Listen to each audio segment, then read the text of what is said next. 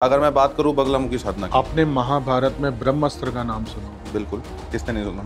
एक मध्य नाम का राक्षस था जिसको वरदान था ब्रह्मा जी कि वो फूक मात्र से पहाड़ के पहाड़ उड़ा देता था। उस राक्षस ने इंद्र देवता को भी धरती चटा दी। 100 साल तक हरिद्रा सरोवर है जिसमें विष्णु भगवान ने तप किया 100 साल तक। तो बगलामुखी पीताम्बरा देवी प्रकट हुई और बगलामुखी माता जब उस राक्षस के सामने गई तो उसने माता पर मोहित होकर माता से विवाह करने की इच्छा की। तो माता ने मुस्कुराया तो वो हंसने लग गया। जब हंसा तो माता ने उसकी जीभा पकड़ा और आप देखते हो हर माता बगलामुखी की जितनी भी फोटो हैं उनके अंदर जीभा पकड़ी हुई बिल्कुल है ये चीज देखिए। और गदा सर पे चल रहा है। हमने सुना है कि जैसे राहु केतु है तो ये धड़ और मस्तक है। आपने सुना होगा सागर मंथन के टाइम पे एक राक्षस था जिसने जल पिया था तो कुछ बूंदे, एक बूंद अंदर और एक बूंद ऊपर। हाँ जी, हाँ जी, तो अमृत का सेवन। हाँ, विष्णु भगवान ने जब सुदर्शन से उसका सर काट दिया तो वो दोनों ही अमर हो गए। तो फिर उनको जो है वो ग्रहों की गति दे दी। ग्रहों की गति दे दी। मेहंदीपुर बालाजी एक बहुत ही फेमस स्थान है जहाँ पे एक कहा जाता है कि भूत पिशाच जो चढ़ते हैं। बहुत बार गया हूँ। भूत पिशाच निकट नहीं आवे महावीर जब नाम सुना। तो वहाँ पे आपको एक चीज पता होगी कि हनुमान जी की मूर्ति को पसीना आता है, पता है आपको? नहीं, मैं पहली बार सुन रहा क्योंकि वहाँ कमर के पास एक लोटा रखा जाता है, उस लोटे में पानी गिरता है। अच्छा। अब वो जो पानी होता है उसका छींटा मारा जाता है। स्तंभ देवी कहा जाता है बगलामुखी माता को। तो ये जो स्तंभ वर्ड है ये माता बगलामुखी के साथ कैसे जुड़ा है? सबसे पहले माँ बगलामुखी प्रकट तब हुई है जब माता पार्वती स्नान कर रही थी तो आपके पूरी बॉडी पे पीली हल्दी का जो चंदन होता है वो लगा, आप उसका लेप कर रही थी। तो जब माता को ये पता लगा कि शिव ने बाहर मेरे पुत्र का जो है शीश काट दिया है, अलग कर दिया है, तो माता क्रोध में आ गई। तो जब माँ क्रोध में आई पार्वती माता तो उनका जो बगलामुखी स्वरूप, वो माता का जो रूप था वो क्रोधित रूप माता का प्रकट हुआ। तो बगलामुखी माता ने शिव को ही एक जगह रोक दिया, खड़ा कर दिया, स्तंभित कर दिया, हिलने भी नहीं दिया। तो सभी देवी देवताओं ने जब अरदास की, बेनती की माँ से कि माँ अब शांत हो, और भोलेनाथ को ही आपने सृष्टि के मालिक को ही हिला के रख दिया। तो जब माता के आगे बहुत ज़्यादा प्रार्थना करने के बाद माता शांत हुई तो आपने शिव को छोड़ा। तब से फिर शिव अपना चलने छोड़ गए, वरना शिव को एक ही जगह स्तंभित कर दिया, खड़ा कर दिया। Sai ji, welcome to our first show of beyond mic show. स्वागत है आपका आज के इस पॉडकास्ट पे। तो सबसे पहले साईं जी शुरुआत करूंगा, क्या रही है अर्ली लाइफ, और जैसे कि सिख परिवार में पैदा हुए हो, वहां से साधना की तरफ शिफ्ट कैसे आया? पहले तो मैं सबको नमस्कार कहता हूँ, आपको भी। Thank you. और सिख फैमिली में मैं एक्चुअली सिख फैमिली में पैदा हुआ और उसके बाद मैं बेसिकली बचपन से ही गॉड गिफ्टेड था। तो कुछ शक्तियाँ ऐसी थी जो मुझे नहीं पता था, लेकिन वो मेरे साथ जुड़ती चली गई।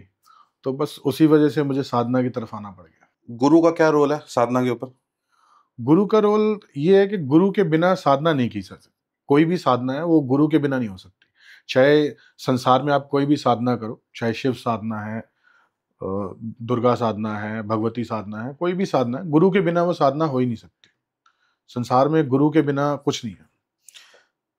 थोड़ा सा चलेंगे इस चीज के ऊपर कि साधना बेसिकली है क्या, हमारी ऑडियंस के लिए थोड़ा सा इसको समझाएं कि साधना बेसिकली क्या है और किन किन प्रकार की साधना हो सकती हैं। थोड़ा सा इसके बारे में बात करेंगे साईं जी।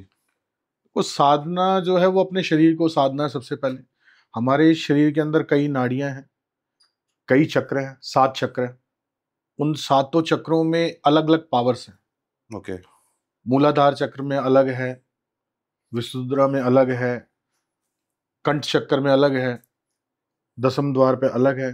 तो हमारी बॉडी के अंदर जो 7 चक्र है उनमें इतनी पावर है कि हम दिन को रात कर सकते हैं, रात को दिन कर सकते हैं। इतनी ज्यादा पावर है। जो हमारे पुराने समय के ऋषि मुनि थे, गुरु लोग थे, उन्होंने अपने आप को साधा था, अपने शरीर को साधा था। साधना के जरिए अपनी आत्मा को वो शरीर से निकाल कर बाहर तक रख दिया उन्होंने। तो साधना बेसिकली एक तरीका है हमें परमात्मा को पाने का और अपने शरीर को, अपने आप को समझने का। मेन तो यही है। और अगर मैं साधना की बात करूं तो कितने कितने प्रकार की साधनाएं हैं, मतलब हमने बहुत सारे नाम सुने हैं, थोड़ा सा उस पर रोशनी की, किन किन तरह की साधना है? आप किसके बारे में जानना चाहते हैं? जैसे अगर मैं कहूँ बगलामुखी साधना, तो बगलामुखी साधना के बारे में थोड़ा सा हमें बताइए। बहुत ये नाम बहुत फेमस है, बट लोगों को इसके बारे में ना उल्टी सीधी चीजें ज्यादा पता है रादर देन ट्रुथ। और हमारा जो शो है वो भी बियॉन्ड माइक शो हमने जो नाम रखा है वो इसलिए रखा है कि माइक के उस साइड पे सच्चाई क्या है। तो आज हम इस साधना के ऊपर सच्चाई सुनना चाहते हैं साईं जी, कि बगलामुखी साधना असल मायने में क्या है और क्या इसको करने के क्या तरीके हैं, इसके बारे में थोड़ा सा जानना चाहेंगे। पहली बात तो ये कि बगलामुखी साधना जो है वो एक गुरु परंपरा साधना है। ओके। गुरु के बिना वो नहीं की जा सकती। दूसरी बात ये कि बगलामुखी साधना कोई आम इंसान नहीं कर सकता, और जो कर लेता है वो आम रहता नहीं। छोटे से 2 लफ्जों में बात खत्म है। और बगलामुखी देवी जो है ये बहुत जो है प्यारी देवी है, और बहुत इनका सुंदर स्वरूप है। और भगवती माँ कलयुग के अंदर ऐसे है कि आप ये सोच लो कि जैसे प्यासे को पानी मिल जाना। जब आप सारी दुनिया से हार जाओ, हर तरफ से हार जाओ, कुछ भी ना हो, तब बगलामुखी की शरण में जाना चाहिए। ठीक है। और बगलामुखी साधना को बिना गुरु के कभी नहीं करना चाहिए, क्योंकि इसके साइड इफेक्ट भी बहुत है। जैसे कि बगलामुखी का बीज मंत्र है, जैसे हम बोलते हैं ओम हलीम बगलामुखी सर्वदुष्टा नाम वाचाम मुखम पदम स्तंभे जिह्वाम कीले बुद्धिम विनाश हलीम ओम स्वाहा। अब जो हमें गुरु परंपरा से मिला है, जो हलीम बीज मंत्र है, ये मंत्र सुप्त अवस्था में है। ठीक है। इसका अगर आप 10 लाख भी जाप करते हो तो ये जल्दी सिद्ध नहीं होगा। अच्छा। और जो बीज मंत्र गुरु परंपरा से मिलता है, उसका आपने 1.25 लाख जाप भी किया तो वो सिद्ध हो जाएगा। इतना फर्क है। इतना फर्क है। अब लोग यूट्यूब पे ज्ञान बांटते हैं तो बांटना चाहिए, क्योंकि व्यूज लेने हैं तो अच्छी बात है। बगलामुखी माता के बारे में लोगों ने आज से पहले कोई नहीं जानता था। मैंने 2011 में साधना शुरू की थी। ओके। मेरे गुरुजी हैं योगेश्वर आनंद जी, जिन्होंने बहुत सारी बुक्स लिखी हैं, और बागपत में वो रहते हैं, तो उनका बहुत सारी साधनाएं उन्होंने लिखी हैं। शिव साधना है, हनुमान साधना है, बहुत सारी साधनाओं में बुक्स लिखी हुई है। और गुरुजी का मानना यह है कि बगलामुखी साधना को बिना गुरु के कभी नहीं किया जाना चाहिए। इसके बीज मंत्र की ही साधना जो है, जैसे हलीम बीज मंत्र है, बीज मंत्र की ही साधना जो है कम से कम 36 लाख बार जपना पड़ता है, उसके बाद ये सिद्ध होता है। अब यूट्यूब पे लोग बोल देते हैं कि जी आप ये मंत्र लो और जपना शुरू कर दो। 1.25 लाख इंसान से हो ही नहीं पाता, समय ही नहीं है। 1.25 लाख कंप्लीट नहीं होता, 10 लाख कहाँ से करेगा? और जब वो 10 लाख कर ही नहीं पाएगा तो फिर वो साधना सिद्ध ही नहीं होगी। कुछ टाइम बाद वो साधना छोड़ देगा और उसके साइड इफेक्ट जरूर आएंगे, क्योंकि गुरु नहीं है। मैंने देखा है बहुत सारे लोग आजकल यूट्यूब पे ऐसे हैं, वो सर्च करते हैं, साधना का नाम डालते हैं और उसमें एक पूरा ना प्रोसीजर बता रखा होता है। अच्छा, उस वीडियो में पीछे कोई इंसान बोल रहा है, उन चीज़ों को वो रिटर्न में लिख लेते हैं और उसे परफॉर्म करना चालू कर देते हैं। इसके आने वाले समय में अगर लोग ये काम कर रहे हैं, इसके जो साइड इफ़ेक्ट्स हैं या फिर इसकी वजह से क्या-क्या दिक्कतें वो फेस कर सकते हैं, ये थोड़ा-सा साईं जी बताओ। अगर मैं बात करूँ बगलामुखी साधना की। आपने महाभारत में ब्रह्मास्त्र का नाम सुना होगा। बिल्कुल, किसने नहीं सुना। ये वो विद्या है, ब्रह्मास्त्र विद्या, माँ बगलामुखी। एक मध्य नाम का राक्षस था, जिसको वरदान था ब्रह्मा जी का कि वो फूक मात्र से पहाड़ के पहाड़ उड़ा देता था। उस राक्षस ने इंद्र देवता को भी धरती चटा दी। 100 साल तक हरिद्रा सरोवर है जिसमें विष्णु भगवान ने तप किया 100 साल तक, तो बगलामुखी पीताम्बरा देवी प्रकट हुई है। और बगलामुखी माता जब उस राक्षस के सामने गई तो उसने माता पर मोहित होकर माता से विवाह करने की इच्छा की। तो माता ने मुस्कुराया तो वो हंसने लग गया। जब हंसा तो माता ने उसकी जीभा पकड़ ली, और आप देखते हो हर माता बगलामुखी की जितनी भी फोटो हैं उनके अंदर जीभा पकड़ी हुई है और गदा सर पे चल रहा। तो ये इंसान की मति, गति और बुद्धि दोनों रोक देती है। सबसे पहले ये जीभा पकड़ती है, जैसे इनके मंत्र में ही आता है ओम हलीम बगलामुखी सर्व दुष्टा नाम वाचाम मुखम पदम स्तंभ जिह्वाम। ये जीभा पकड़ती है सबसे पहले, जीवाम के लिए। तो बगलामुखी साधना को इस तरीके से कभी नहीं करना चाहिए।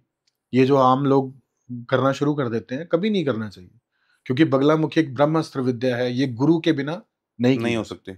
अब आपकी बॉडी में मैं एक सवाल पूछता हूँ, आपकी बॉडी में आप जिम के अकॉर्डिंग देख लेते हैं। आप नए नए जिम में गए और आप डंपल उठा लिया आपने 100 किलो 200 किलो का, हम्म। तो दूसरे दिन तो आप जिम नहीं जा सकते। उठाना ही मेरे ख्याल से पहली बात तो बड़ी मुश्किल चीज है। उठाना ही अपना आपकी में बॉडी के अंदर उस पावर को एग्जॉस्ट करने की कोई ताकत ही नहीं है। ताकत नहीं है। आपने पहले कभी कोई साधना की ही नहीं है। हम्म। जब आपने कभी पहले कोई साधना नहीं की तो आपको इतनी बड़ी साधना को नहीं करना चाहिए। ये 10 महाविद्याओं में 8वें स्थान पे आती हैं। ये महाविद्या साधना, यानी कि ये टॉप लेवल की। जब महाभारत के टाइम पे, पिछले श्री राम के टाइम पे, ये विद्या तब सिखाते थे गुरु, जब सारी विद्याएं ग्रहण करने के बाद अपने 9 चक्रों को, 10 चक्र, अपने 7 चक्रों को बिल्कुल जागृत कर लेना, 10वें द्वार पर पहुंच जाना, उसके बाद अपने शरीर को रोक लेना, ठीक है, ब्रह्मचर्य का पालन कर लेना, उस पे हमारा कंट्रोल होना। उसके बाद लास्ट में ये साधना सिखाई जाती थी और इसका इस्तेमाल तब किया जाता था जब को भी बहुत ज्यादा जरूरत पड़ती थी।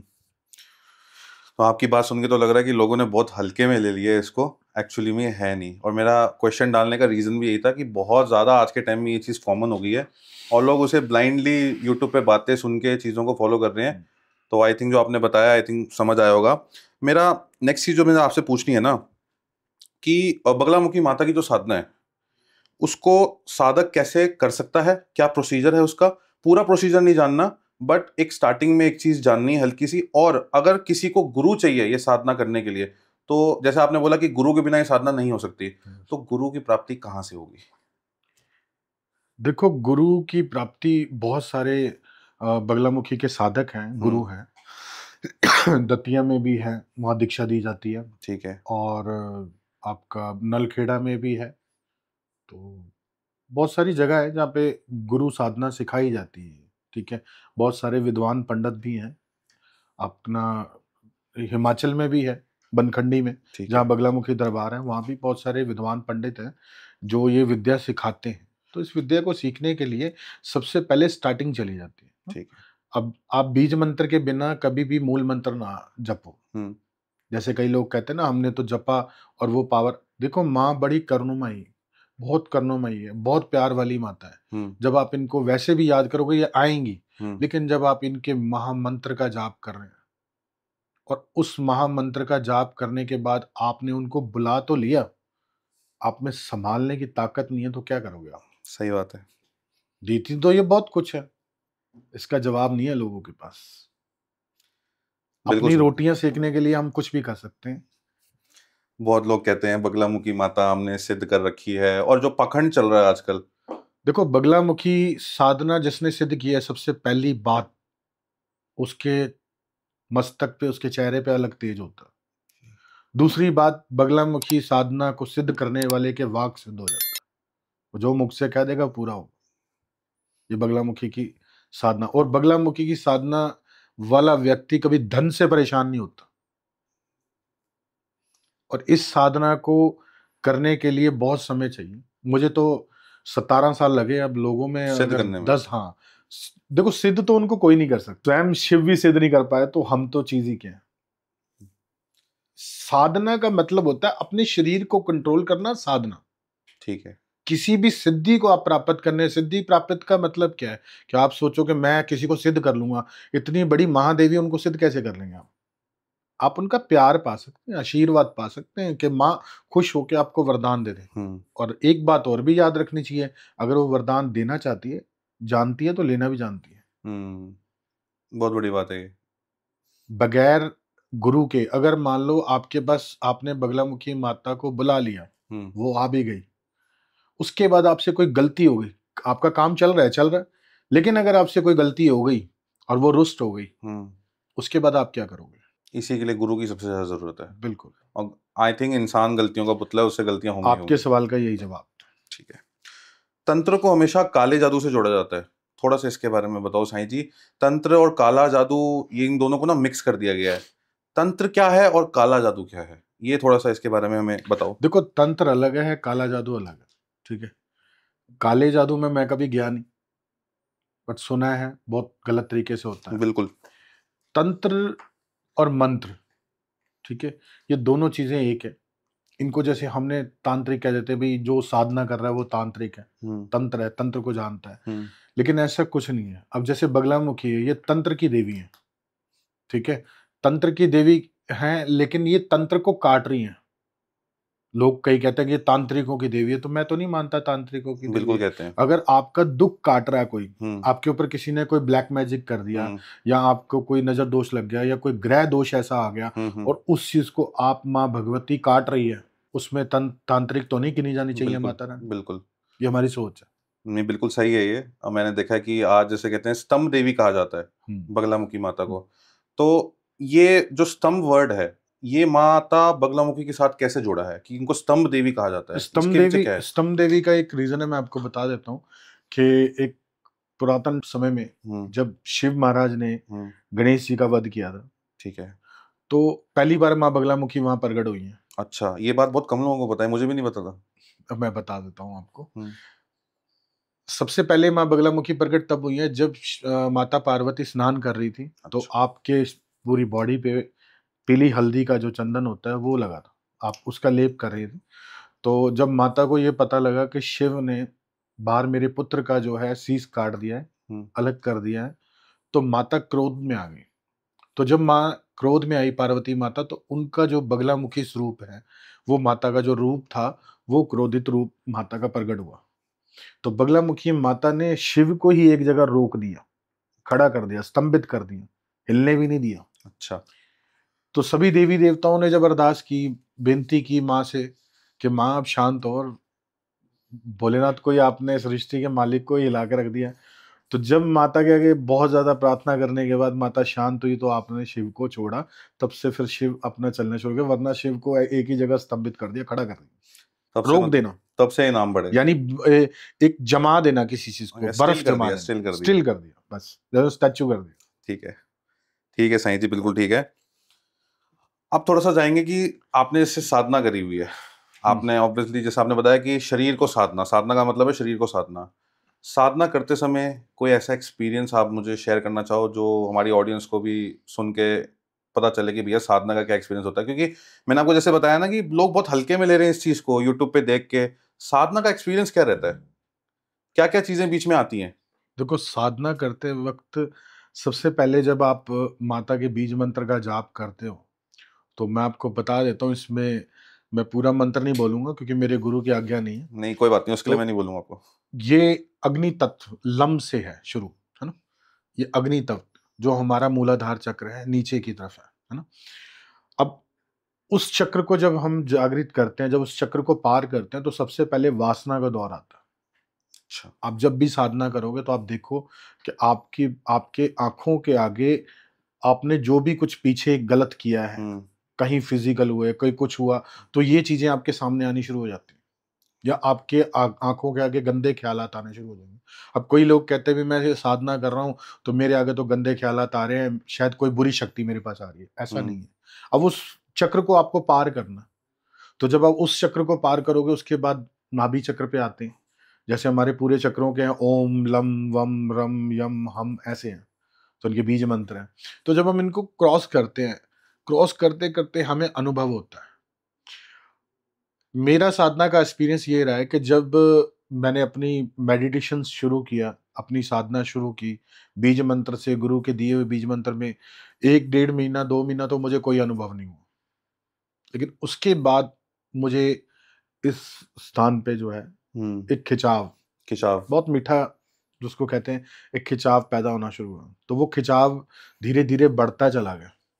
फिर सबसे बड़ी बात यह है कि आपके अंदर इंट्यूशन पावर सबसे पहले जाग जाती है कि आप फलाने टाइम पे ये होने वाला है, अभी ये होगा, वो छठी इंद्री जिसको हम बोलते हैं। तो ये हमारे अंदर ऑलरेडी जाग जाती है।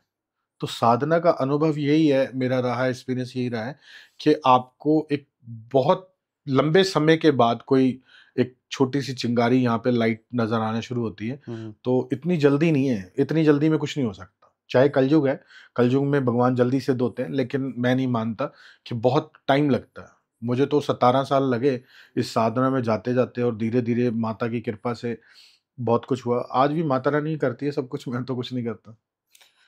मैं बहुत सारे लोगों को ना आजकल यूट्यूब पे भी सुन रहा हूँ, बहुत सारे लोगों के पॉडकास्ट हो रहे हैं, और ना आने वाले समय जो आने वाला है, जैसे 2026 और 2030 तक की उन्होंने ना बातें बोली हुई है कि ये होने वाला है। जैसे मैंने अभी हाल ही में किसी को सुना कि 2030 में ना दुनिया खत्म होने वाली है।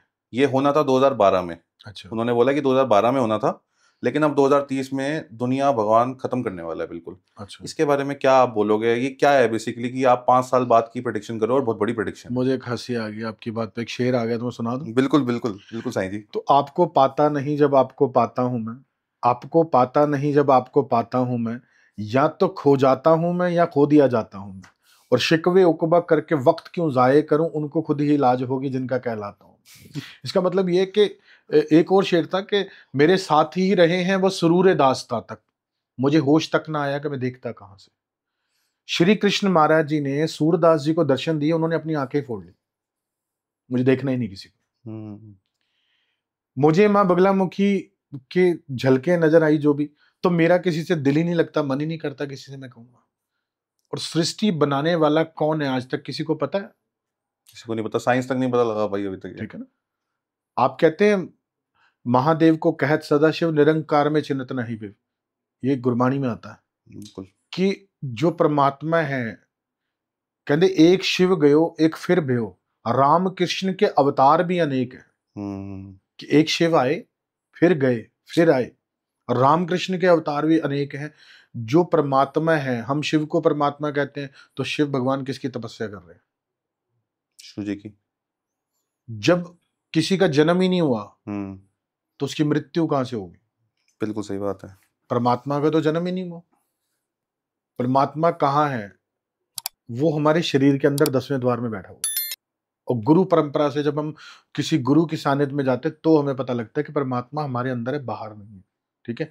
और अगर ऐसा कोई जानता भी है, कोई व्यक्ति जानता है, भविष्यवाणी कर रहा है, वो जानता है, तो ऐसी भविष्यवाणी वो नहीं करेगा अगर जानता होगा तो। मतलब वो नहीं बोलेगा ये चीज। बिल्कुल नहीं बोलेगा। जो बोल रहे हैं वो महज एक व्यूज के लिए या व्यूज फिर के लिए, लोगों को अपने गुमराह आप को, करने के लिए। अपने आप को आकर्षित करने के लिए। तो ऑडियंस के लिए मतलब ये बात मैं बोल दूं कि भैया इन चीजों में ना ज्यादा पढ़ो, ना इन चीजों में यकीन बिल्कुल करो बिल्कुल जो आपको वीडियो पे आके लोग बोल रहे हैं। बिल्कुल। ठीक है। वो देखो, वो अपने इस बात का भी जवाब वो अपने साधकों को बताते हैं, है ना। वो अपने जो प्यारे होते हैं ना उनको बताते हैं। अब जैसे हम दरबार में बैठते हैं तो कई बार मौज होती है, माता रानी की मौज है, उस मौज में हम कह देते हैं कि फलाना काम होगा, तो हमारे वो इर्द गिर्द के लोगों को पता है, पर ज्यादा लोगों को हम जाके वहां पे बताएंगे नहीं कि भविष्यवाणियां करते फिरें, वो फिर गलत हो जाता है। थोड़ा सा मेरा ध्यान अब एक चीज पे जा रहा है, मैं आपसे पूछना चाहूंगा साईं जी जरूर। छतरपुर के बहुत ही मशहूर हैं गुरुजी, और बड़े लोग गुरुजी को मानते हैं। यस। बहुत सारे लोग हैं, उनकी संगत बहुत है। शहद वर्षा हमने ऑनलाइन बहुत बार देखा है, शहद वर्षा हो रही है, गुरुजी को बहुत लोग गलत गलत भी बोल रहे हैं। कुछ ऐसे लोग पॉडकास्ट में मैंने आते हुए देखे जो कहते हैं कि हम पॉडकास्ट अभी कर रहे हैं, गुरुजी यहीं पे ही हैं, हमारे साथ खड़े हुए हैं। ये जो दावे किए जा रहे हैं और जो ये चीजें हैं, इसके ऊपर साईं जी क्या बोलना चाहोगे आप? असलियत बिल्कुल। देखो, असलियत तो मैं आपको एक चीज बोलता हूँ, संसार में जितने भी गुरु हैं, ठीक है, कोई भी गुरु, मैं किसी के बारे में टिप्पणी नहीं करता, मुझे कोई गलत नजर नहीं आता। हर किसी की अपनी अपनी श्रद्धा है, ठीक है। अब जैसे आपने शहद वर्षा की बात की है, तो एक टाइम में शिरडी साईं बाबा का भी बहुत, बाबा का नाम था, तो बाबा के भी टाइम पे किसी घर से पानी आ रहा था, किसी घर से कुछ आ रहा था, ठीक है। और मुझे ये लगता है कि अगर आपके पास कोई करामत हो रही है, अगर आप, करामत का वर्ड जो है वो उर्दू का वर्ड है, अगर आपके घर में कोई करिश्मा हो रहा है तो आपको इतना शोर नहीं मचाना चाहिए, वो चीज चली जाती है। बिल्कुल। दूसरी बात यह है कि गुरुजी जब तक रहे, मैं कभी गया नहीं, मेरे बहुत सारे क्लोज लोग हैं जो गुरुजी को मानते हैं, पर मैं कभी गया नहीं। लेकिन गुरुजी की जो वाइब्रेशंस है, जो मैंने अपने मेडिटेशंस के तरीके से देखा, पहले मैं भी नहीं इस चीज को बिलीव करता था, लेकिन जब मैंने उसको मेडिटेशन के तरीके से देखा, तो गुरुजी की जो वाइब्स है, जो उनकी ऑरा है, वो बड़ा जबरदस्त है। वो शिव का ऑरा है, कोई ना कोई शक्ति वहां पे नहीं, वो जरूर है। शिव का ऑरा है। ठीक है। जैसे शिव भगवान, आप बिल्कुल, पंचाक्षरी मंत्र ओम नमः शिवाय का जब आप जाप करते हो बहुत गहन में जाके, तो उसकी जो पावर्स है, वो पावर्स वहां पे है। तो है क्या कि जब भी आप वहां पे जाते हो, कोई भी जाता है, तो वो उस ऑरे के बीच में जैसे भी निकलेगा, वो ऑटोमेटिकली ही वो ठीक हो जाएगा। जैसे अब हमारे दरबार में कोई आता है या हमसे मिलता है, तो बगलामुखी का वो ऑरा है, जब तक हम भक्ति कर रहे हैं, तो सच्ची भक्ति कर रहे हैं, तो चाहे हम जीवित है, तो वो एक ऑरा बना रहेगा, हमारे जाने के बाद वो और ज्यादा बढ़ जाएगा। यहीं से मुझे याद आ रही है, बहुत ही फेमस एक मंदिर और है, ठीक है, जहाँ पे लोग बहुत ज्यादा उनको मानते हैं और कहते हैं कि वो हनुमान जी का रूप है। नीम नीम करोली करोली बाबा। बाबा जी, आपने पहले ही बोल दिया। हाँ तो मेरा थोड़ा उनकी तरफ भी इस चीज में भी मैं पूछना चाहता, जैसे नीम करोली बाबा जी हाँ हैं, जी, आज वो नहीं है गद्दी पे, बिल्कुल। लेकिन मैं हमने जैसे सुना हुआ है कि बिल गेट्स तक, फेसबुक का जो मालिक है मार्क जुकरबर्ग, वो तक वहां पे गए हैं। तो उसके बारे में थोड़ा सा वहां पे थोड़ी रोशनी डालो आप साईं जी, कि क्या है मैं बेसिकली। आपको सारे संतों के बारे में बता देता हूँ एक ही लफ्ज में, ठीक है। कि जब मैं था तब मुझे चंद लोग जानते थे, हम्म। अब जब मैं चला गया हूँ हम्म। तो करोड़ों की भीड़ जुट गई है। जब तक गुरुजी थे हम्म। आपने सुना ही नहीं होगा, बिल्कुल बिल्कुल, मैंने नहीं सुना जब था। तक नीम करोली बाबा थे आपने हम्म। सुना ही नहीं होगा। नहीं नहीं, बिल्कुल नहीं, सही बात कह रहे हो। जो सच्चाई होती है ना, हम्म। उसके उसके फॉलोअर्स कम होते हैं। हम्म। जीते जी, आपने लाडी साईं का नाम सुना? बिल्कुल सुना है, पंजाब में बहुत प्रेवलेंट है। अब सुना है, अब सुना है। 2007 में नहीं नहीं सुना। नहीं, बिल्कुल नहीं सुना जब था। साईं जी थे हम्म। तब आपने नहीं सुना। बिल्कुल नहीं सुना। ठीक है, अब मैं आपको एक बड़ी अच्छी और बहुत प्यारी बात बताता हूँ, आप खुश हो जाओगे। मैंने फेस टू फेस ऐसे साईं जी से बात की, साईं जी के दर्शन किए हैं, साईं जी की वो मस्ती देखी है। हम्म। तब विरला विरला पंजाबी ना, विरला विरला हम्म। लोग ही जानते थे, लेकिन आज देखो दुनिया जा रही है। बिल्कुल। बहुत सारे संत हैं, हंसाली वाले संत हैं, उनकी आजकल वीडियो पे बहुत ज्यादा प्रचलित हो रही है कि बाबा जी ने, तो भविष्यवाणियां जो उन्होंने की, वो भविष्यवाणी बाद में ही पता लगती है, पहले नहीं पता लगती। एक चीज कॉमन है कि ये सारे जो संत हैं वो बस अपनी गद्दी से जा चुके हैं, बिल्कुल जा और चुके तब जाके लोगों को पता हैं, चल रहा है लोगों कि को हाँ जी पता ऐसा लगा। कोई संत था। बस कलयुग में भगवान को लोग ढूंढेंगे, भटकेंगे, ढूंढेंगे, जगह जगह लोग अपना मत्था फोड़ते रहेंगे, हम्म। सच्चाई की तरफ कम जाएगा। हम्म। तो यही चीज है बस। और बाकी नीम करोड़ी बाबा की जहाँ तक बात रही है कि हनुमान जी का वो अवतार थे, अब जैसे गुरु जी को शिव जी का अवतार कहते हैं, हम्म। मैं आपको एक चीज बताता हूँ, देखो, पंचाक्षरी मंत्र अगर कोई जपता है हम्म। तो वो शिव का ही स्वरूप हो जाता है। कोई राम राम राम राम जप रहा है तो वो राम का ही स्वरूप हो जाएगा। शक्तियां ऑटोमेटिकली आती हैं, किसी भी बीज मंत्र का आप जाप करो। ठीक है, अब थोड़ा सा दूसरी तरफ चलते हैं। राहु केतु से दुनिया डरती है, आपने राहु मैं केतु तो का नहीं डरता। मैं एक टाइम पे खुद डरता था बहुत ज्यादा। एस्ट्रोलॉजर्स होते हैं वो बहुत ज्यादा, अगर आपकी कुंडली में राहु केतु गलत दशा में बैठा हो, खराब बैठा हो, तो बहुत डराते हैं। तो राहु केतु के ऊपर थोड़ा सा हमें बताओ। दुनिया डरती है राहु केतु से, लेकिन क्या राहु केतु के फायदे होते हैं या सिर्फ नुकसान बिल्कुल। ही नुकसान है? राहु राहु अगर चाहे तो करोड़पति बना दे। जैसे हमने सुना है कि जैसे राहु केतु है तो ये धड़ और मस्तक है, थोड़ा सा राहु जो है, आपने सुना होगा सागर मंथन के टाइम पे हम्म। एक राक्षस था, हम्म। जिसको जिसने जल पिया था, तो कुछ बूंदे, एक बूंद अंदर और एक बूंद ऊपर। हाँ जी हाँ जी, तो अमृत का सेवन किया। हाँ, विष्णु भगवान ने जब सुदर्शन से उसका सर काट दिया तो वो दोनों ही अमर हो गए। तो फिर उनको जो है वो ग्रहों की गति दे दी गई। ग्रहों की गति दे दी। अब आप में एक चीज मैं और बताता हूँ, राक्षसों के, आपको आपने एक ग्रह और है जो राक्षस योनि से ही आया हुआ, आपको पता है 9 ग्रहों में? नहीं पता? मैं बताता हूँ। शुक्राचार्य का नाम सुना? हाँ जी। तो वो शुक्र ग्रह है। हाँ जी, वो गुरु थे आई थिंक राक्षसों के राक्षसों के। गुरु, हाँ। ठीक है। और जो कि ऐसा ग्रह माना जाता है कि अगर शुक्र अच्छा हो मजबूत, तो तो वो बस आदमी की सारी चीजें हैं उसके पास। इन सभी ग्रहों के कोई ना कोई देवता है। ठीक है। जैसे शुक्र ग्रह है, उनकी लक्ष्मी देवी है, हम्म। तो ऐसे चंद्रमा शिव से रिलेटेड है। अच्छा, तो अगर जैसे किसी की कुंडली में ग्रहों की चाल बिगड़ी हुई है और उसकी लाइफ में बहुत सारी इश्यूज चल रहे हैं, तो क्या उन ग्रहों के प्रभाव से छुटकारा पाया जा सकता है और लाइफ को बेटर किया जा सकता है? जैसे हम कहते हैं कि उपाय हो गए, और बहुत बार मैंने सुना है लाल किताब के लिखे हुए उपाय। तो थोड़ा सा अब लाल किताब की तरफ चलेंगे। लाल किताब क्या है, एस्ट्रोलॉजी के उपाय क्या हैं, और अलग से जो ये लाल किताब का वर्ड आता है कि ये इनके उपाय जो लिखे हुए हैं ये भैया अलग ही होते हैं, तो इसके बारे में थोड़ा सा बताओ। लाल किताब रूपचंद्र जोशी जी ने लिखी है, जो जालंधर के रहने वाले थे, ठीक है। और ये पहले बुक्स जो है उर्दू में लिखी गई थी, तो उर्दू से हिंदी में ट्रांसलेशन हुई। मैं इससे मानूं कि मतलब ये मुस्लिम बैकग्राउंड से आई है या फिर नहीं नहीं, वो जो पहले समय के जो लोग थे वो उर्दू ही पढ़ते थे। मेरे अच्छा। जो मम्मी के नाना जी हैं, हम्म। वो उर्दू की अखबार पढ़ते थे, पंजाबी उर्दू की अखबार पढ़ते थे। अच्छा, मतलब वो लेकिन लैंग्वेज का है, लैंग्वेज का, लैंग्वेज का, हाँ, ठीक। पंजाबी सारे, मतलब जो उधर के साइड के थे पाकिस्तान, वो पंजाबी भी पढ़ते थे, उर्दू सबको ही आती आज थी, भी पढ़ते हैं वो? आज भी पढ़। आज भी पढ़ते हैं उधर के लोग। तो लाल किताब के बारे में आप पूछ रहे हो, तो लाल किताब के बारे में सबसे मेन पॉइंट मैं आपको ये बताता हूँ कि देखो, लाल किताब में जो भी प्रेडिक्शन है वो बिल्कुल स्टिक पे बैठी हुई है। मतलब जो उसमें लिखा है वो होता है? हाँ जी, बिल्कुल होता है।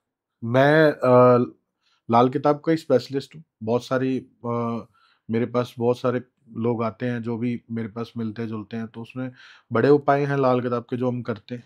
तो जैसे एक बहुत बड़ा प्रॉब्लम है जो मैंने अक्सर सुनी है, हुँ, लोगों की कुंडलियों में ये बहुत प्रेवलेंट है, काल सर्पयोग। यस। ये क्या है बेसिकली? काल सर्पयोग के ऊपर ना बहुत सारी कंफ्यूजन है लोगों को।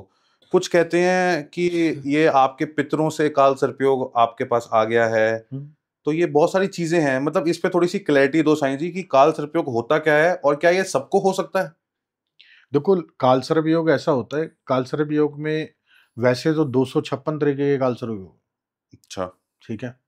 अब कालसर्प योग में राहु जैसे सर है और केतु धड़ है, हम्म। ठीक है? अब कई बार क्या होता है कि केतु ऊपर बैठा हुआ है और राहु नीचे की तरफ आ गया हम्म। और सारे ग्रह केतु की तरफ है या राहु की तरफ है, तो ये कालसर्प योग गिना जाएगा। ये कुंडली के जो वर्गकार बनाते हैं, उसमें ऐसे नाग की तरह आता है। अच्छा। तो ये नाग कालसर्प योग है। राहु और केतु दोनों ही ग्रहण लगाने वाले हैं।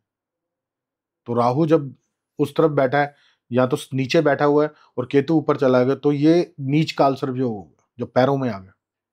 तो कालसर्प योग का प्रभाव ऐसा रहता है कि कालसर्प योग आपको ऊंचा नहीं उठने देता, जो मर्जी कर लो। जो मर्जी कर लो। क्योंकि कुछ मेरी टाइम उठेगा, फिर वैसे ही जब भी राहु की या केतु की दशा आएगी तो आपको नुकसान होना ही होना। ठीक है, क्योंकि मेरी जैसे आपसे बात चल रही थी काल सर्पयोग को लेके, अभी थोड़ी देर पहले, पॉडकास्ट से पहले, शूट होने से पहले। तो काल सर्पयोग बेसिकली आपने मुझे बताया कि हर कोई देख भी नहीं पाता। हाँ, किसी को मतलब ये देखना आसान नहीं है कुंडली में कि काल सर्पयोग है या देखो, नहीं है। कालसर्प योग को लोग नागों से जोड़ देते हैं, हम्म।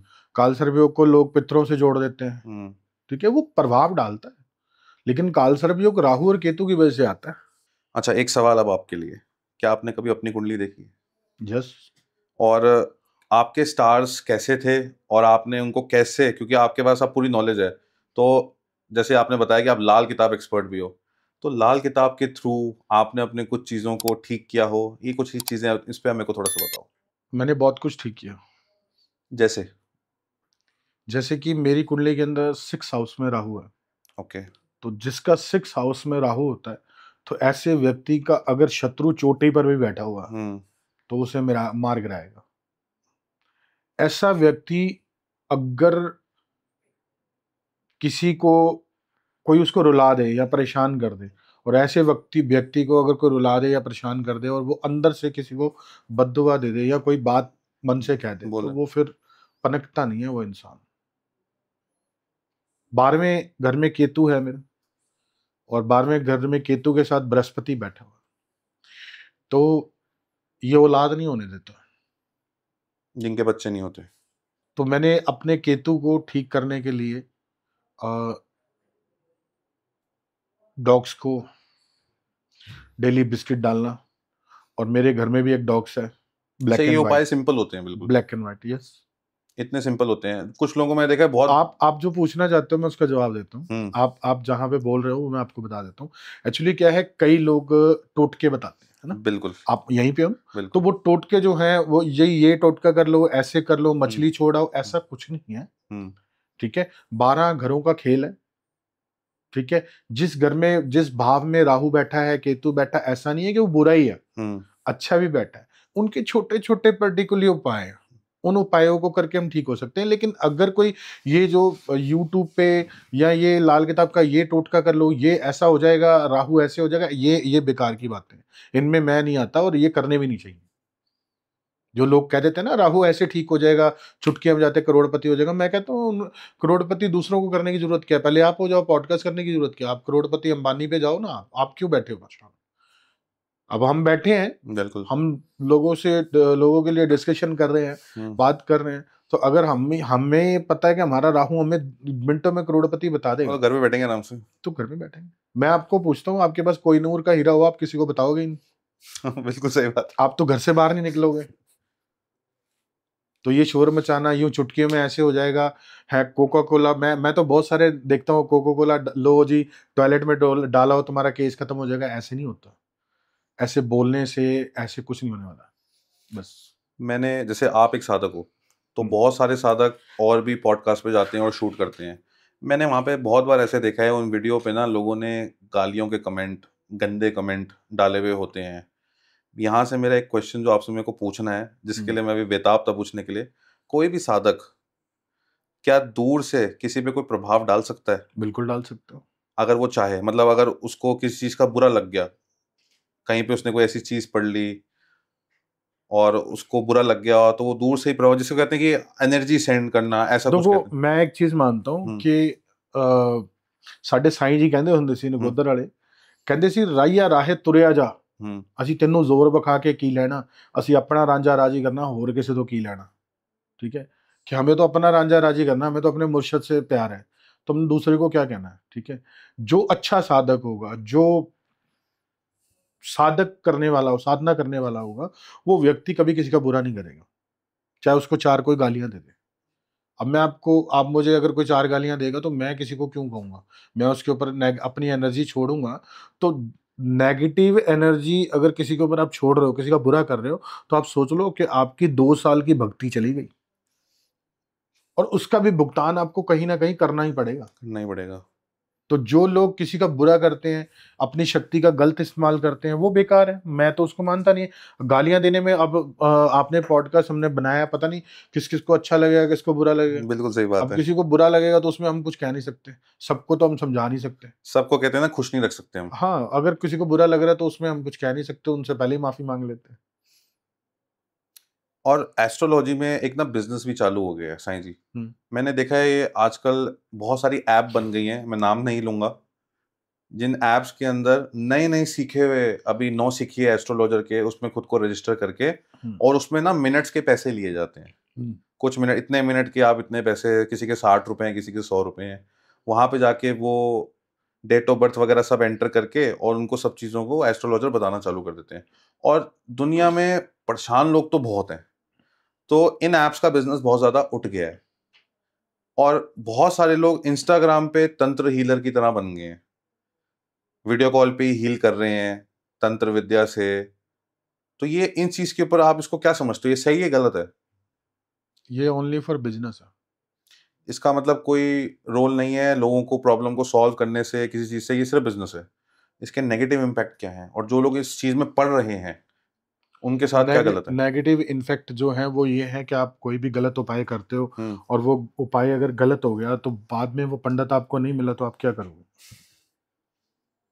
क्या कर सकते हो आप बताओ। सबको तो सब चीजें शूट नहीं करती। जेमस्टोन्स में क्या बिलीफ है आपका? मैं बिल्कुल नहीं करता। जो लोग कहते हैं कि आपको ब्लू सफायर पहनना चाहिए, नो, और मैं नहीं बिलीव करता। इन स्टोन से कुछ नहीं होता। और कई कुछ लाखों नहीं। के, जैसे अमिताभ बच्चन हो गया, उन्होंने नीलम पहना हुआ है, लोग कहते हैं नीलम का प्रभाव बहुत ज्यादा है उसके। एनर्जी के ऊपर डिपेंड करता। ठीक है, आपकी ऑरा, आपकी एनर्जी कैसी है, वो सारी सारी चीजें उस पर डिपेंड करती हैं।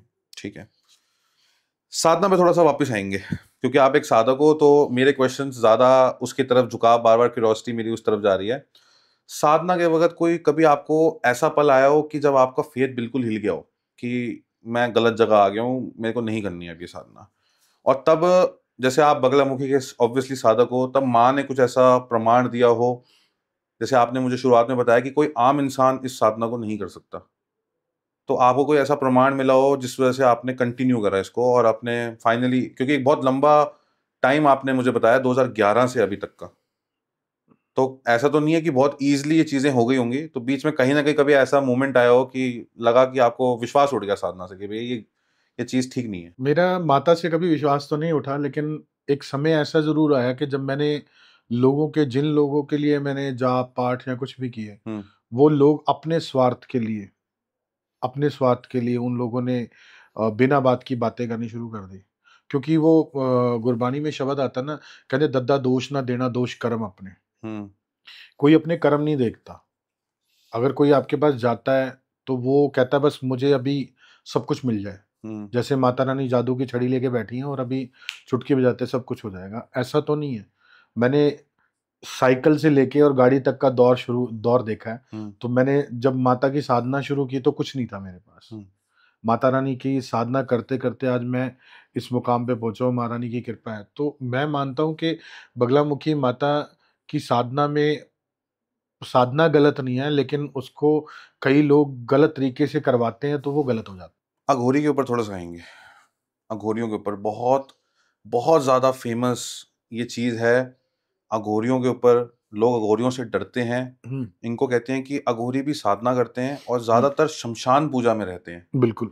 और बहुत सारे लोग ये भी कहते हैं कि अघोरी डेड बॉडीज के साथ फिजिकल इंटीमेसी यानी कि सेक्स के रूप में भी सिद्धियों को प्राप्त करते हैं, डेड बॉडीज के साथ करते हैं। इसके ऊपर क्या बोलोगे आप? ये सिर्फ बातें हैं या फिर इसमें कुछ सच्चाई है? इसके ऊपर थोड़ा सा आप मेरे को।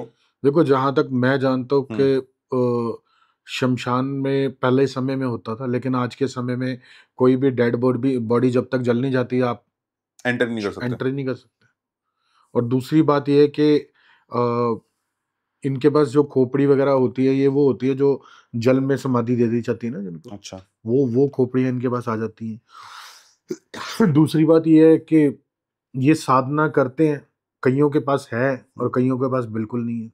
ठीक है, तो मैं ये मानता हूँ कि अगर अघोरियों के पास लोग डराते हैं जी अघोरी ऐसे वैसे हैं, मुझे एक बात बताओ ना कि अघोरियों के पास क्या है? शिव ही तो है, शिव साधना ही तो है। बिल्कुल। और शमशान में हम लोग डरते हैं जी, शमशान है, शमशान जाना तो सबको वही है, एक ना एक दिन तो वहीं जाना है। बिल्कुल। और सबसे ज्यादा शांति वहीं है। ठीक है, तो मैं कहता हूँ किसी से तंत्र से डरने की जरूरत नहीं है। अगर आप अपने किसी भी मंत्र को, मैं ये कहता हूँ सारे चक्कर छोड़ो, अगर पंजाबी फैमिली में वाहिगुरु मंत्र ले लो, वाहिगुरु मंत्र आप जपना शुरू करो, मूल मंत्र जपना शुरू करो, तो नानक नाम चढ़ती कला, नानक नाम चढ़ती कला, तेरे पाने तेरे पाने सर्वत सर्वत दबला। इस मंत्र का आप, ये मंत्र क्या महामंत्र है, मैं तो ये कहता हूँ कि आप इनका सिमरन करो, आप देखो नजारा, बाबा जी कृपा करें। बहुत लोगों ने ये सुना होगा कि शमशान घाट के अंदर जब कोई भी डेड बॉडी को जलाया जाता है तो लास्ट में एक क्रिया होती है, उसे कहते हैं कपाल क्रिया। यस। ये क्या होता है? थोड़ा सा आप ऑडियंस के लिए बताओ मेरे कपाल को। क्रिया देखो, ये होती है कि कपाल क्रिया में ये क्या करते हैं कि उसके जो सर होता है, खोपड़ी स्कल होती होता है, है जो, उस पर डंडा मार देते हैं। हाँ जी, है ना? हम मारते तो वो हुए देखे। डंडा मारते इसलिए कि कल को कोई इनकी कोई डेड बॉडी में से इनके सर की खोपड़ी को कोई साबुती खोपड़ी ना बिक जाए, या कोई खोपड़ी का टुकड़ा लेके कोई तंत्र साधना ना कर दे। ठीक है, ये चीज है। उसको फोड़ दिया जाता है, हाँ मतलब जी, पहले उसको डैमेज कर दिया। पहले डैमेज किया जाता ठीक है, ये भी मतलब इसी से रिलेटेड है है, कि इसी से कोई मिसयूज ना कर ले। हाँ, मिस यूज ना करें। ठीक है। सिद्धि कभी एक बार जैसे किसी ने सिद्ध कर ली, मतलब किसी ने एक सिद्धि प्राप्त कर ली, क्या वो हमेशा के लिए बनी रहती है या फिर उसको कायम रखने के लिए कुछ चीजें रेगुलर बेसिस पे करनी पड़ती हैं? देखो, साधना कोई भी है, उसका नियम जरूरी है। सबसे पहली बात यह है कि आपको समय समय पे उस साधना को जो जाप है वो करते रहना चाहिए। ठीक है। दूसरा, आपको जब भी मौका मिले तो अनुष्ठान करना चाहिए उसी सिद्धि का दोबारा, तो उसकी शक्ति बढ़ती है। अगर आप ये सोचते हो कि मैं आज मैंने सिद्धि कर ली या कोई साधना कर ली, वो मेरे पास सिद्ध हो गई तो मेरा गुलाम हो गया, ऐसा नहीं है। ये चीज नहीं हो सकती। तो साधना के लिए आपको नियम चाहिए, ब्रह्मचारी का नियम चाहिए, ये जरूरी है। बिल्कुल चाहिए। कोई शादीशुदा व्यक्ति है जो विवाह में है और उसने सिद्धि प्राप्त कर रखी है, तो ये ब्रह्मचर्य कैसे मैनेज होता है? ब्रह्मचर्य मैनेज होता है, क्यों नहीं होता? एक, अगर आप एक हफ्ता 7 दिन जो है वो भगवान के लिए निकाल रहे हो, और 7 दिन बाद अपने घर में जा रहे हो, गृहस्थी में जा रहे हो, फिर 7 दिन निकाल रहे हो, तो इसमें कोई दिक्कत नहीं कोई है। दिक्कत नहीं है। ठीक है। आपके अनुभव के अकॉर्डिंग बगलामुखी माता का सबसे प्रत्यक्ष प्रमाण आपकी जिंदगी में अभी तक क्या है? जब आपको मतलब समझ रहे हो आप मेरी बात, प्रमाण किस चीज का? मेरा बेटा। बेटा, थोड़ा सा बताओ। मेरी शादी के 5 साल तक मेरे घर औलाद नहीं हुई।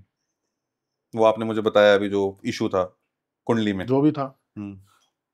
बट माता से मैंने जब प्रेयर की, माता से अरदास की, तो बस फिर माता ने एक ही झटके में निकाल दी।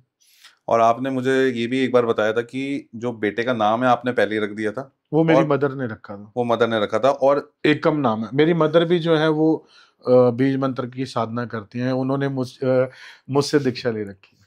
अच्छा। मेरी मदर जो है उन्होंने मुझसे दीक्षा ली है। अच्छा, मतलब आपको गुरु मान रखा है। मैं गुरु उनका खाऊं तो उनकी लेकिन इच्छा है। दूसरे हिसाब से तो उसको यही हाँ, कहेंगे ना। वो उनकी अपनी श्रद्धा, क्या कह सकते लाल किताब से जो जुड़े उपाय हैं, हैं। यस। बहुत लोग ना उसे ऑनलाइन सर्च मार के भी, ताकि किसी को पैसे ना भरने पड़े, किसी के पास जाना ना पड़े, या लोगों को सही जगह मिलता नहीं है, तो वो ऑनलाइन लाल किताब को देख के उसमें से अपने उपाय खुद निकाल लेते हैं।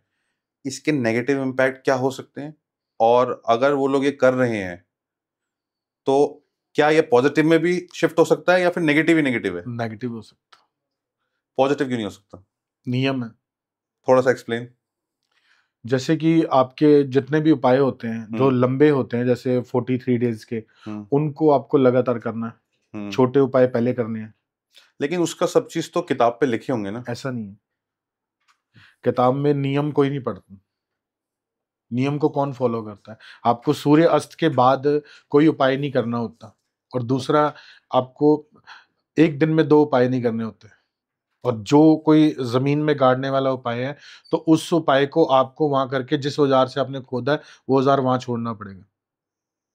अगर 5 दिन का उपाय है तो 5 दिन आप कुछ चीज दबा रहे हो खोद के, तो 5 दिन तक आप उसी औजार से करोगे, उसके बाद उसको वहीं छोड़ना पड़ेगा। ठीक है। बुधवार का अगर कोई उपाय है तो वो बुधवार ही करना पड़ेगा। बृहस्पति का उपाय है तो बृहस्पतिवार ही करना पड़ेगा। नियम है इसके। और जिस दिन आपने उपाय किया उस दिन आपको ब्रह्मचारी का पालन करना पड़ेगा। और जिस चीज का आपने दान किया है वो चीज उस दिन आपको खानी नहीं है। नियम है। कौन करता है बताओ आप? तो ये सब चीजें अगर मतलब ऐसे ऐसे पढ़ के सारे ज्ञान लेना शुरू करें तो मेरे हिसाब से तो फिर सब एक दूसरे को मार देंगे। अब लोग तो कहते हैं जी बगलामुखी मारने सीधे। मैं कहता हूँ फिर तुम्हारे खिलाफ में जब कोई बोलता है तो उसकी जुबान क्यों नहीं बंद कर देते? मानते हो इस बात को? बिल्कुल सही बात है। बस फिर। लाल मिर्ची का हवन बहुत लोग कराने के लिए कहते हैं, इसके ऊपर थोड़ी सी बात करेंगे। बहुत सारे लोग कहते हैं लाल मिर्ची का हवन कराओ। ये क्या है लाल मिर्ची का हवन?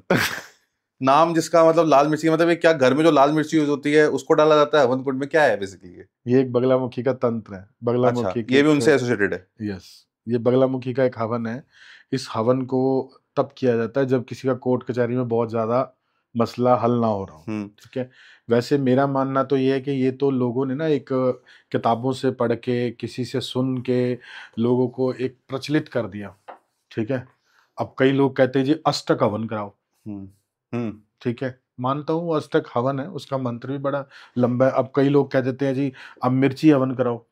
ठीक है। तो माता के तो अलग अलग तरीकों से हवन होता है। तो आप पर्टिकुलर उसके ऊपर ज्ञान बांट रहे हो। तो जितने भी ज्ञान बांटते हैं मैं उन सभी महापुरुषों से सिर्फ इतना चैलेंज करता हूं, क्या आप कभी 2.5 घंटे माँ भगवती का, बगलामुखी का बैठ के आपने जाप किया है? अगर कोई है तो मुझे इसी पॉडकास्ट में बता दे, या फिर मेरे साथ आ जाए। मैं बैठ के मैं उसको चैलेंज करता हूँ हर उस बंदे को जो कहता है कि मैं बगलामुखी का साधक हूँ। हाँ, अगर कुछ हैं जो साधक हैं, जो नो डाउट कुछ साधक है, लेकिन ये जो नए नए ज्ञान बांट रहे हैं इनमें से कोई जो बगलामुखी की साधना कहता है मैं करता हूँ, मेरे सामने एक भी बैठ जाए वो मुझे बताए 2.5 घंटे बैठ के। ये बहुत बड़ी बात है। जो पॉडकास्ट में देखेंगे आई थिंक कमेंट में आ माता जाएंगे। के कौन से मंत्र से मिर्ची का हवन होता है लोगों को पता ही नहीं। हम लोग माता का जो प्रत्यंग्रह मंत्र है, ओम प्रत्यंग्रह प्रत्यंग्रह सकल कामान साधे माम रक्षाम कुरु कुरु सर्वान शत्रु खाद्य खाद्य मारे मारे गाते गाते हलरीम ओम फट स्वाहा, इस मंत्र से होता है। वैसे होता ही नहीं है। आई थिंक पॉडकास्ट के थ्रू पता चल जाएगा बहुत लोगों को। आपने बता दिया। लग जाए उससे क्या फर्क पड़ता है? एक बात याद रखना, आपको गाड़ी की चाबी मैं दे देता हूँ, सबको बांट देता हूँ, गाड़ी की चाबी बांट देता हूँ, गाड़ी स्टार्ट कोई भी कर लेगा, गियर आपको देख के कोई भी डाल लेगा, लेकिन गाड़ी चलाने के लिए एक्सपीरियंस चाहिए। समझ आ गई? बिल्कुल तो सही बात। जहां अड़ोगे वहां कैसे निकलोगे? कर लो, मुझे तो कोई दिक्कत नहीं, मैं तो पूरी खुली साधना दे देता हूँ। पर मैं लोगों की तरह मैं लोगों को बर्बाद नहीं करना चाहता। अच्छा, कोई आपको गुरु मानना जाए तो वो द्वार ओपन है दीक्षा के लिए? पहले वो इसके कैपेबल होना चाहिए। क्योंकि तो गुरु दीक्षा देने का अर्थ ये होता है कि अगर आपका जो सेवादार है जिसने आपसे दीक्षा ली है वो इस चीज का कैपेबल नहीं है और आपने उसको ज्ञान दे दिया, दीक्षा दे दी, तो आप उसके सारे कर्म कटेंगे, कट गए, आपकी आधी पावर उसके पास चली जाएगी। अच्छा, ये भी एक बिल्कुल, फिर बंदर के हाथ बंदूक देने वाला काम। वो कुछ दिनों में क्या होता है, मेरे एक साधक था, मतलब उसने मुझसे दीक्षा ली, तो मुझे उसने बोला भाई गुरुजी मुझे बड़ा प्रेम करता रहा। मैं ठीक है जी, बता दिया मंत्र, दीक्षा दे दी। कुछ ही दिनों में 10-12 दिन में ही उस पे माँ भगवती ने इतनी कृपा कर दी कि वो आने वाली चीजें बताने लग गया। अच्छा। और कुछ तंत्र से रिलेटेड करने लग गया। बाद में उसको यही नहीं पता लगा कि उसने, वो इतना ईगो में आ गया, इतना अहंकार में आ गया कि उसने मेरे ऊपर ही अटैक कर दिया। अच्छा। बगलामुखी से। बस फिर मैंने एक दिन उसको आशीर्वाद दिया, खत्म, ले लिया सब कुछ। तो ऐसा होता है। ये भी मतलब आपका एक एक्सपीरियंस है जिससे आपको भी शायद मतलब ये सीख मिलेगी कैपेबल इंसान को देना है, कैपेबल इंसान को, जिस इंसान के अंदर कोई अहंकार ना हो, जरूरतमंद को। आज असल में क्या है कि आज आप किसी को साधना दे तो बहुत सारे ऐसे, मैं किसी का नाम नहीं लेता, बहुत सारे ऐसे लोग हैं मेरे जिनको मैंने साधना दी, मैं ऑन स्क्रीन कह रहा हूँ, मैंने जिनको साधना दी, उन्होंने मुझे गुरु भी माना, बीज मंत्र भी दिया, उनको साधना दी, आज वो लोग करोड़पति बन चुके हैं। अच्छा, पैसे कमी नहीं है उनके पास, लेकिन आज वो कहते हैं गुरु जी कुछ नहीं है, साईं जी कुछ नहीं है, साईं जी कुछ नहीं। तो मेरा मानना यह है कि चाहे आप कितने भी बड़े हो जाओ, लेकिन गुरु का सम्मान करना कभी मत भूलो। अगर किसी को एक बार गुरु धारण कर लिया तो फिर गुरु धारण कर लिया, फिर चाहे कोई कितना भी बड़ा आ जाए। मैंने जिनको गुरु धारण किया वो मेरे गुरु जी हैं। मैं अभी दतिया अपना नलखेड़ा में गया था, वहाँ पे जिन्होंने हवन शुरू किया गुरु जी ने, वो गुरु जी ने मुझे बहुत प्रेम किया, मुझे बहुत प्यार किया, तो मेरा सम्मान भी बहुत किया, मैंने उनका सम्मान किया। लेकिन इसका मतलब ये तो नहीं कि मैं अपने गुरु को छोड़ के उनके पास चला जाऊं, तो ये बेकार है। एक दो क्यूरियोसिटी मेरे अंदर चीज़ों के बारे में है, जो सिद्धियां हैं जिनका मैंने नाम सुना है। हाँ जी। वाक सिद्धि क्या है? वाक सिद्धि के बारे में बात करेंगे, और मुझे ये पता है कि वो आपके पास है, तो इसलिए भी मैं आपसे पूछ रहा हूँ कि वाक सिद्धि क्या है? ये मैंने एक पिछला पॉडकास्ट किया था, उसने भी मुझसे यही सवाल पूछा था। वाक सिद्धि, यार देखो, सीधी वाक सिद्धि का मैं सीधा मकसद बताता हूँ। वाक सिद्धि होती है कि जो आपने मुख से कहा वो पूरा होता है। तो ये बगलामुखी साधना के साथ ही आपके पास आ जाती है? हो जाता है, हो जाता है, उसके साथ ही आ जाती हाँ है? जी, हाँ जी। ज्यादा मतलब तकलीफ नहीं ये होती? वाक सिद्धि देने वाली देवी है। ठीक है, ये देती है जो मुख से कह दिया वो हो जाएगा। हाँ जी। लेकिन ये क्या आपके वाक सिद्धि जो सोच में आता है और जो मुख में आता है, वो चीज पूरी करता है, लेकिन या फिर जो अंदर से चीज निकल के आती है नहीं, वो अंदर से निकलेगी, अंदर से निकलेगी?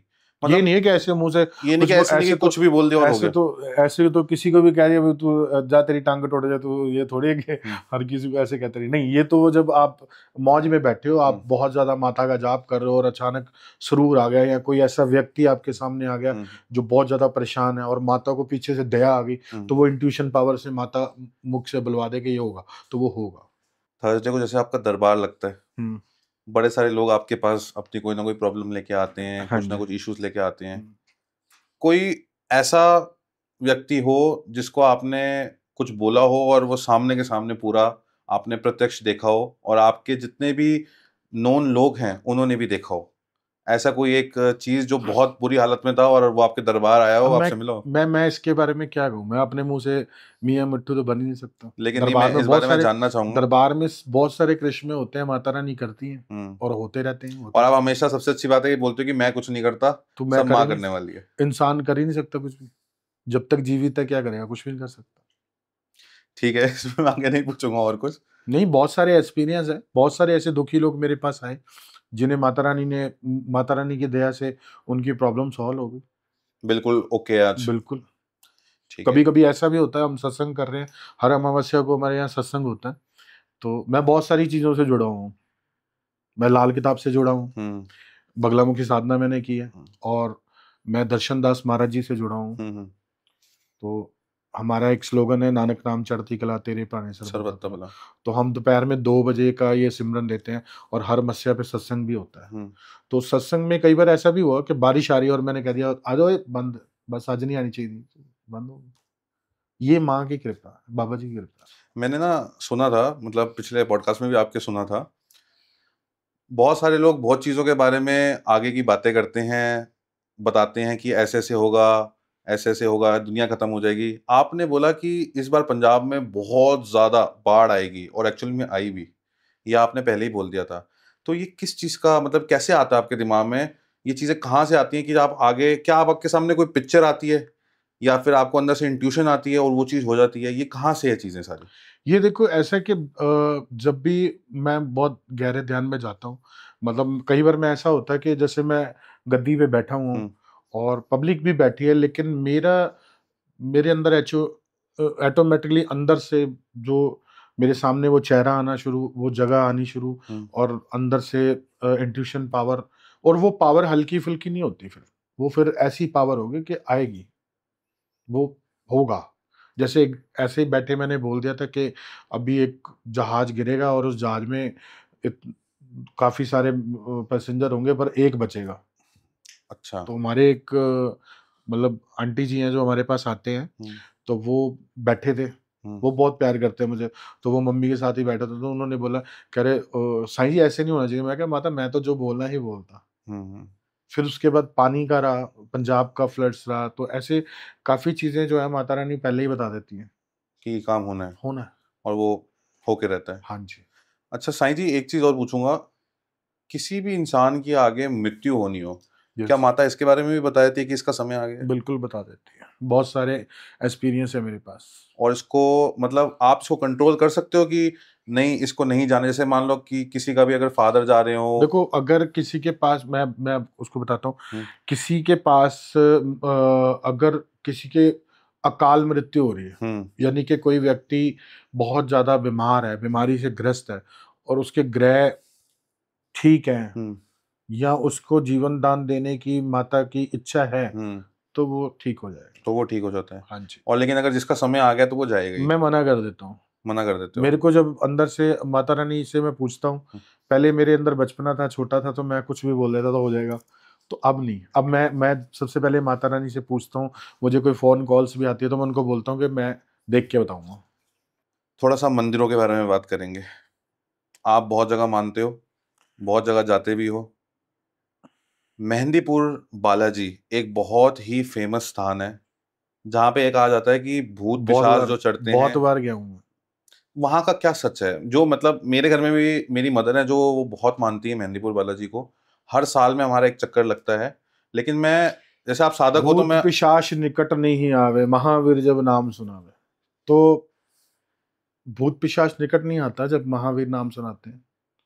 तो वहां पे आपको एक चीज पता होगी कि हनुमान जी की मूर्ति को पसीना आता है, पता है आपको?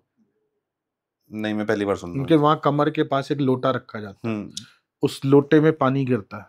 अच्छा। अब वो जो पानी होता है उसका छींटा मारा जाता जो शाम की आरती होती है। है, यस, वो छिड़काव उस पसीने का होता है। बिल्कुल। अब लोग उसको पसीना भी कहते हैं, पानी भी कहते हैं, हम्म। पर वो आता है लोटे में, वही छिड़काव छिड़काव लगाते हैं। और वहां पे ना मतलब त्रिकोण में स्थान बने हुए हैं। सामने राम जी हैं, जैसे बालाजी हैं, बालाजी के बिल्कुल साथ में आके कोतवाल कप्तान जी और भैरव जी हैं, और उसके जस्ट थोड़ा सा जैसे ट्रायंगल बनता है, प्रेतराज सरकार भी हैं। तो बहुत बार मैंने वहां पे एक कहानी भी सुनी है कि वहां पे लोगों का निवारण होता है। भूत प्रेत का जिसको निवारण। जहां भेजना होता है उसको वहां भेजा जाता है। तो मतलब ये सच्चाई है, ऐसे ही कुछ होता है? देखो मुझे तो इस चीज का ज्ञान नहीं है, हम्म, बट मैं एक चीज जो जानता हूँ उसके लिए बारे में बताता हूँ। मेरा एक भांजा है, हम्म। तो वो, हम बहुत, आज के टाइम में वो वकील है। अच्छा। तो हम बालाजी गए, तब वो छोटा था, तो हम बालाजी गए, तो एक माता जी गिरी हुई थी नीचे, हम्म, उनके ऊपर कुछ प्रॉब्लम थी। हम्म, तो उसने बोला मामू इनको ठीक कर दो ना।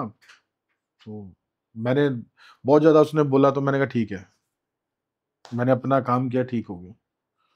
तो मेरा मानना ये है, किसी भी स्थान पे मैं किसी पे टिप्पणी नहीं करता, ये नहीं कहता कि मैं बहुत बड़ा हूं, लेकिन जो हमारा दरबार है, उस हम्म, दरबार में पिछले 12 साल से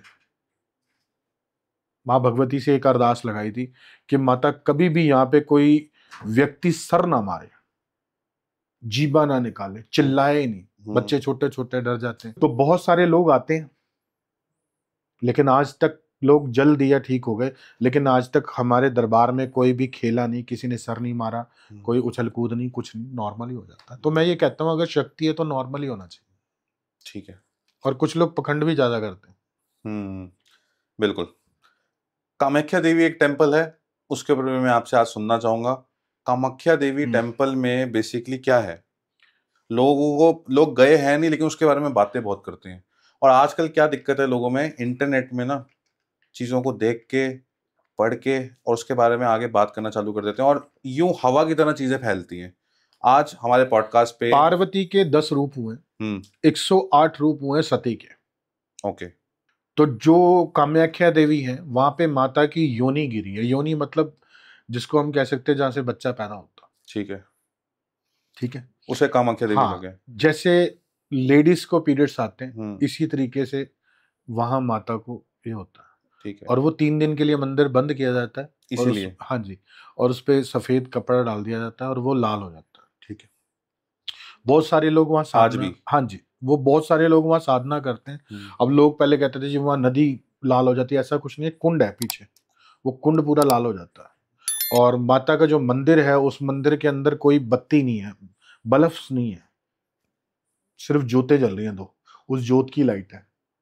और जो माता का वो स्थान है, वहां से कोई मूर्ति नहीं है, वो स्थान बना है, और वो स्थान में से पानी आ रहा है, आता ही रहता है। तो उसके ही छींटे लगाते हैं ब्राह्मण लोग।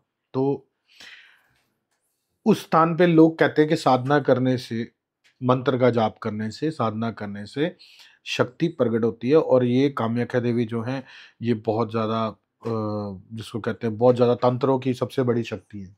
तो मेरा मानना यह है कि संसार में सारी ही शक्तियां बराबर हैं, और सबसे बड़ी शक्ति है वो परमपिता परमेश्वर।